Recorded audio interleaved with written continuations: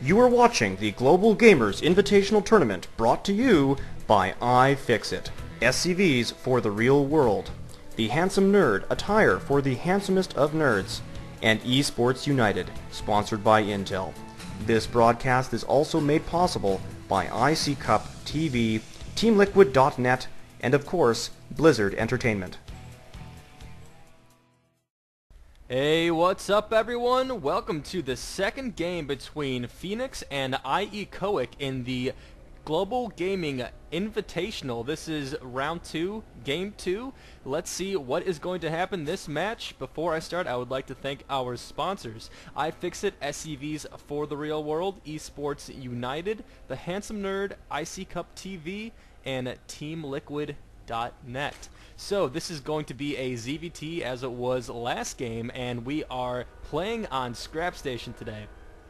And one thing to note about Scrap Station is that this air distance right here is actually very short, so there tends to be a lot of airplay, and oftentimes you will see some Viking play by the Terran player who will try to scout out some rogue overlords like this one right here.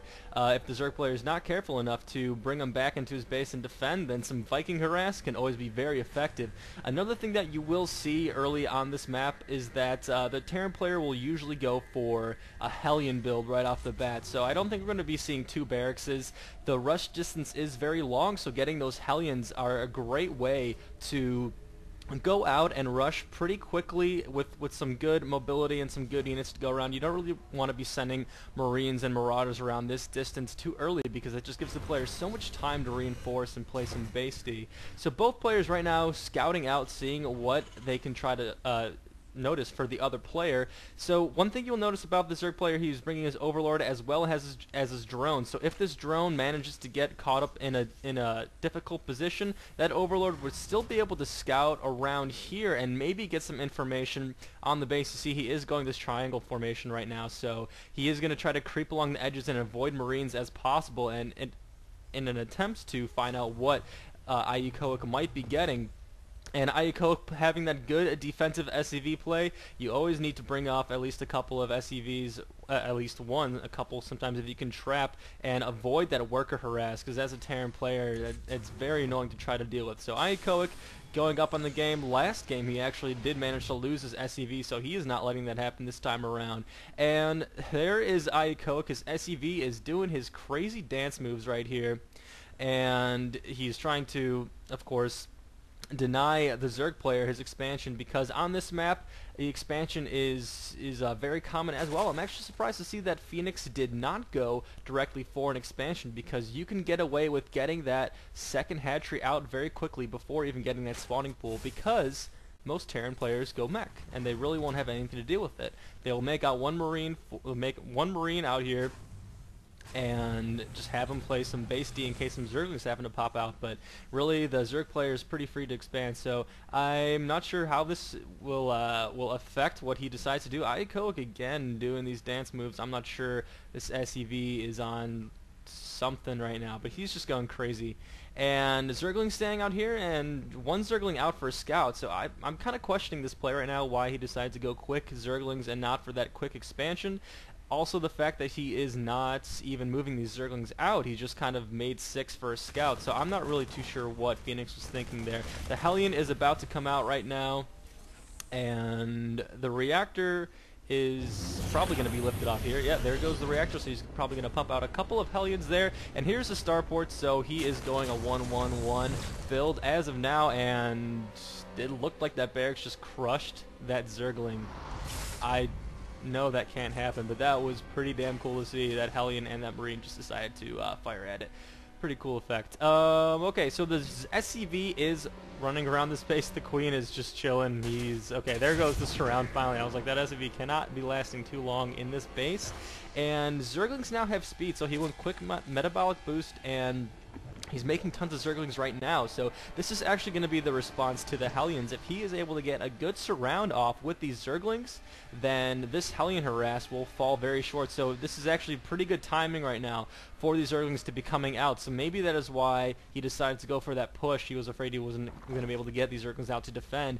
Yeah, as you'll see, it's really who can micro better, who can get the better surround off. Hellions are a natural counter to Zerglings, but if you are able to get that surround off on the Hellions, then there's little they can do, especially without that pre-igniter. So here comes the battle, and they are going around, and that's what I'm talking about. The dust, it just provided great cover for these Zerglings right here, and 2 Hellions were just picked away. He didn't even lose a Zergling, so that's what I'm talking about right there. You might think Zerglings against Hellions is a stupid idea, but just goes to show you right there, if you get that surround off, it's going to be an excellent play. And we are seeing a layer being morphed in. I guess you could say morphed in, evolved in. It's blobbing up and down for the Zerg player, as well as a Roach Warren. So he is going to be going for that Roach tech and a Baneling Nest even. So I think Phoenix is going to be sticking to his regular anti-mech build, where he is going to go Hellions to pretty much counteract the, or he's going to go Banelings to pretty much counteract the Hellions. One thing I would like to say is that the Zerg player does have this double base going on, but if you look at the income tab, it really isn't helping him all that much. That Mule is actually just pushing the Terran player out ahead, and the reason is because this saturation is very low. When you are fighting against different players, you might want to look and see saturation levels if you can.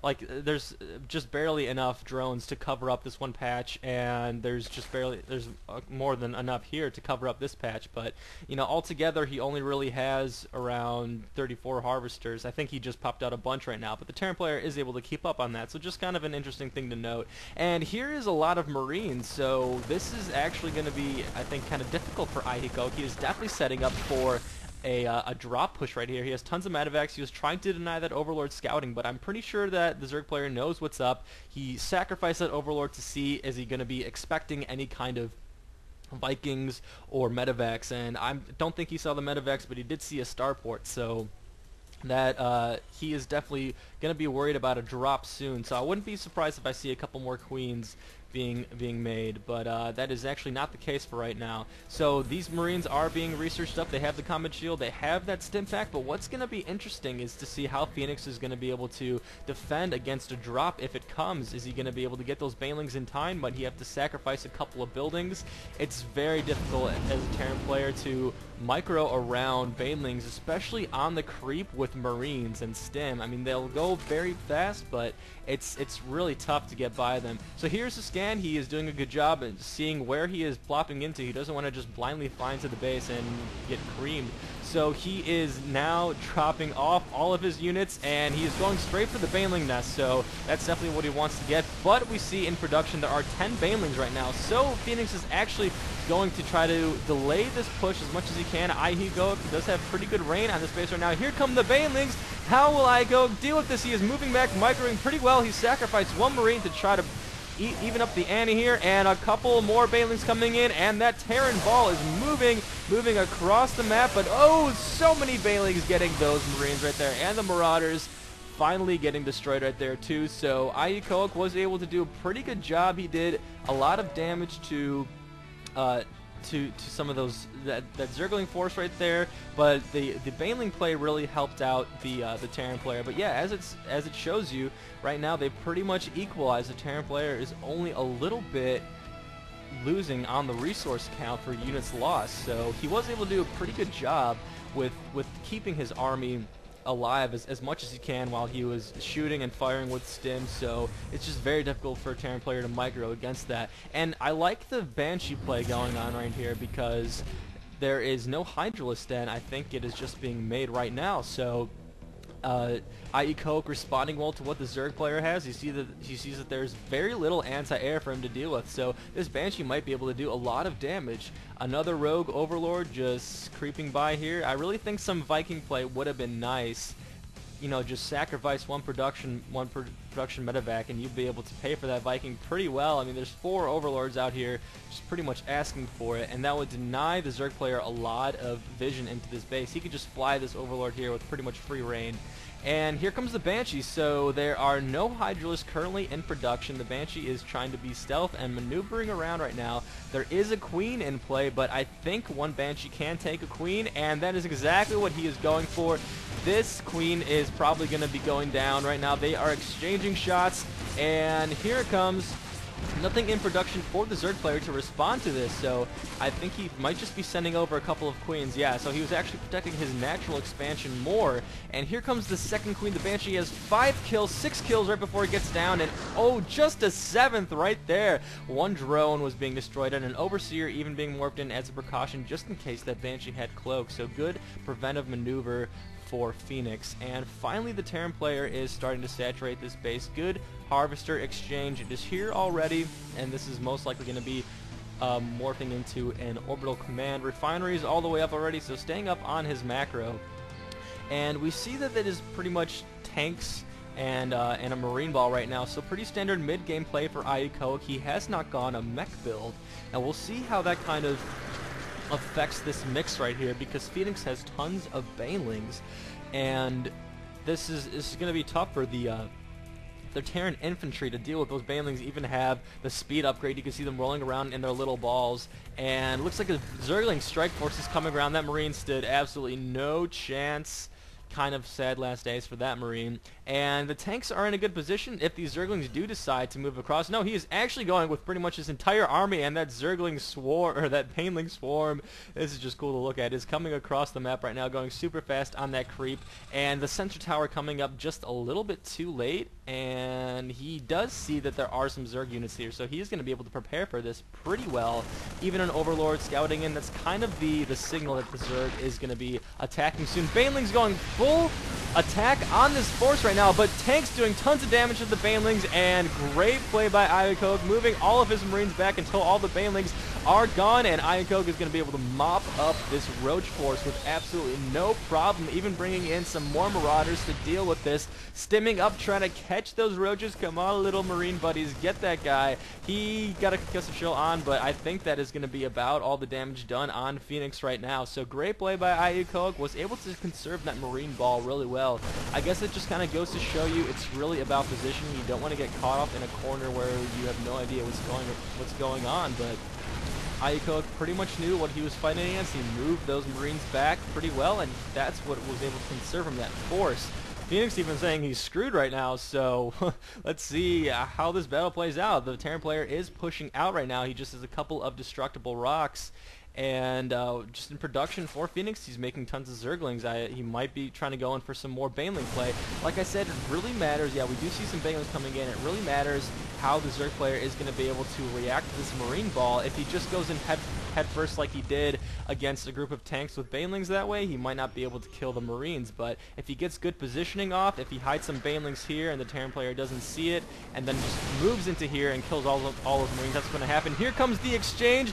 Medevacs and Marines moving back, but those tanks are very exposed, so they are not going to last very long. Even a couple of Banelings moving in, and oh no, all the Marines are getting eaten up by those Banelings and the rest of the Zerg force. I think the Terran player might have to retreat. This is actually pretty even right now. Let's see how this is going to play out. More Zerglings coming in to reinforce his position. He definitely does have that home base advantage, and iEchoic unfortunately was not able to keep up on this. Those Marauders are beasting away, trying to stay alive as long as they can, and the medevac stays were numbered.